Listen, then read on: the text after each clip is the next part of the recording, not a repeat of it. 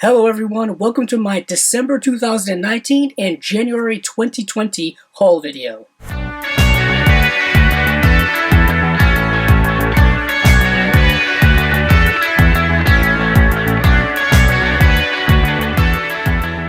Welcome back everyone to another haul video. It is now around mid-February, so in the interest of time and catching up, I decided to combine my hauls from December of late last year as well as January of this year, just because it saves me some time when it comes to making the videos as well as editing the videos and as well as posting the videos, so I figured I might as well just combine the whole thing. I have quite a bit of catching up to do, so I don't want to take up too much of your time. First up here is all of the comic book related stuff from the last 2.5 months or so, and I hadn't been to my local comic book store pretty much since before Thanksgiving, and things kind of piled up in my pull list, so I went there to kind of just clean everything up and get all the things I wanted to get. So let's get into that right now. First up here is a Firefly one-shot that's put out by Boom Studios, and this is called The Outlaw Ma Reynolds. And then after that is Firefly issue number 13. Transitioning from the indie stuff to the more mainstream stuff is Supergirl issue number 36. And this is actually the last issue of Supergirl that I will be collecting because it officially ends the run by writer Mark Andreyko, and he was the reason why I was collecting these in the first place, so I figured I might as well stop here before they get on to another writer, another storyline, and all that kind of stuff. This has a really cool kind of plastic cover that has both art on the inside as well as an inner cover. It's very, very interesting, very, very cool. Next up are issues 8, 9, and 10 of Shazam. There's 8, there's 9, and there's 10. Now, moving from DC to Marvel, we have a couple of X books. We have first up here is the main series of X-Men, and then the following would be New Mutants. And this is issue number 3 of X-Men, issue number 4, issue number 5, and now we get into New Mutants, where I have issues 2, 3, 4, 5, and 6. So yeah, quite a few issues. There's 2, there's 3, there's issue number 4, here is issue number 5, and here is issue number 6 of New Mutants. And that ends that. The literal biggest thing I got when it came to comic books is something I actually got for Christmas, and this is the Star Wars Skywalker series omnibus by Jason Aaron, and this thing is rather massive. But for those of you interested, this has issues number 1 through 37, the annuals number 1 through 3, Star Wars Vader Down number 1, the Darth Vader comic number 13 and 15, which I do have the omnibus of that, so I got those issues already, and does have Star Wars Dr. Aphra issues number 7 and 8, and Star Wars The Screaming Citadel number 1. So I'm looking forward to finally finishing reading this entire run. I heard it's absolutely fantastic. From what I've read, which was about the first 15 issues or so, it was really, really fantastic. And for those of you interested, this takes place within the Star Wars canon right after the events of Star Wars Episode 4, A New Hope.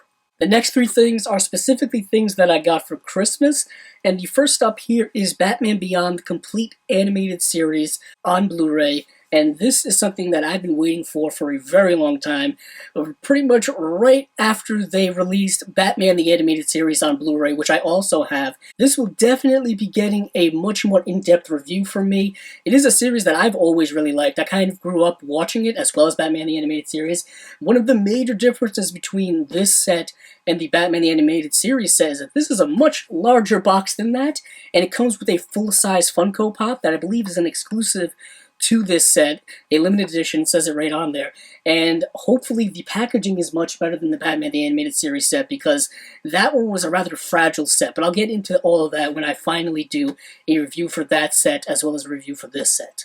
But keeping within the animated television series realm, I have here a Warner Archive release of the complete original series of The Jetsons. This is something I grew up with and just adored as a child. The Jetsons, the Flintstones, all of the Hanna-Barbera stuff. Scooby-Doo was another one. That just got a complete series set, which I really want to get on Blu-ray. And that is something that I've been waiting years to add to the collection as well. The reason why this is the complete original series is because this had, I believe, a one-season run in the 1960s, and then it had a revival series in the 1980s, as well as a movie, and then it had a crossover movie with the Flintstones. I really have to go into the history of the Jetsons, but I had the DVD already, so this is an upgrade to that, and this looks, absolutely fantastic compared to what the DVD looks like, compared to what it looked like on television back in the day. Batman Beyond also looks really, really fantastic as well compared to the DVD, as well as when it was on television back in the late 90s and early 2000s. And I'm really glad to delve into this, and I'm really glad to add this to the collection. Next up is another Blu-ray box set, but this is a movie box set, and this is actually put out by Kino Lorber, and this is the Ida Lupino Filmmaker Collection. Ida Lupino is a really fantastic filmmaker from back in the 1950s, 1960s era. She didn't do very many films throughout her career. She's actually one of the first actors to turn into directors and have that dual role, and this set contains 4 of her films: Not Wanted, Never Fear, The Hitchhiker, which I think is probably her most well-known film, The Bigamist, and as well as containing a booklet that goes into kind of her career as well as these films. And this is a set that I wanted to get initially when it came out around the fall of last year, but I put it off till Christmas because I feel like this is a great Christmas gift to give any classic film fan. When it comes to individual movie releases that I got over the last 2 months or so, not really a lot here, so I'll go through them rather quickly. First up here is the 4K Ultra HD edition of Scarface, which is the film directed by Brian De Palma back in the 1980s, starring Al Pacino, one of his more iconic roles. And I have to say, if you are a fan of this movie, I highly recommend you upgrading to this edition. Even if you don't have the 4K capabilities, the Blu-ray on here is a massive upgrade from the Blu-ray we got several years ago. The 4K UHD edition of this is an even bigger upgrade to that, and it looks absolutely fantastic. They went back and gave this a really, really just fantastic transfer. I can't highly recommend this enough. Next up here is the latest film from Quentin Tarantino, another 4K Ultra HD edition of Once Upon a Time in Hollywood. This is a film that was definitely one of my favorite films from last year. I really enjoyed this film. It's more of a hangout film than I think most of Quentin Tarantino's films are, but I get into all of that within the individual review that I did here on my channel. Next up is a film that I have been waiting literally years and years and years to get a Blu-ray release here in the United States. It has had a Blu-ray release in the UK now for several years, but I was waiting and hoping that this would finally happen. This release specifically got pushed back at least 2 or 3 times, but it finally came out in early January, and this is Rian Johnson's film Brick, starring Joseph Gordon-Levitt. This is a great kind of take on the neo-noir, film noir genre, done through the lens of teenage life, and this is a great, fantastic film. The reason why I specifically recommend buying this release is because it's a brand new 4K restoration that is supervised directly by Rian Johnson. That's one of the reasons why I was pushed back for so long, as well as an audio commentary, 8 deleted scenes. This is something that is also put out by Kino Lorber, and Kino Lorber's been putting out some really, really fantastic releases over the last couple of years. They've gotten their hands on a lot of films that I know a lot of people have been waiting for Blu-ray releases for, so I can't wait to pick up more of their stuff. Next is one of my favorite films of 2019. I did not do a review of this film here on this channel, but know that it is one of my favorite films, and this is The Lighthouse. This is Robert Eggers' most recent film, starring Robert Pattinson as well as Willem Dafoe. This film is stunning. Just a gorgeous, gorgeous black and white, specifically aspect ratioed film, and it just looks incredible. The film is just a descent into madness, and I absolutely loved every second of it. Next is another 4K UHD release, and this is of Todd Phillips's Joker. This is a film that I talked about at length here on the channel when I did an individual review for it. I think we talked about it extensively on my podcast, Cinema Discovery Project, with my co-host Stephen Billings.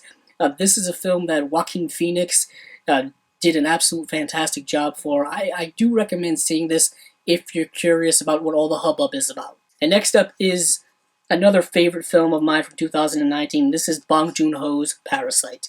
It's another film I didn't get a chance to do a review for here on the channel, but just know that this is an amazing, astonishing film.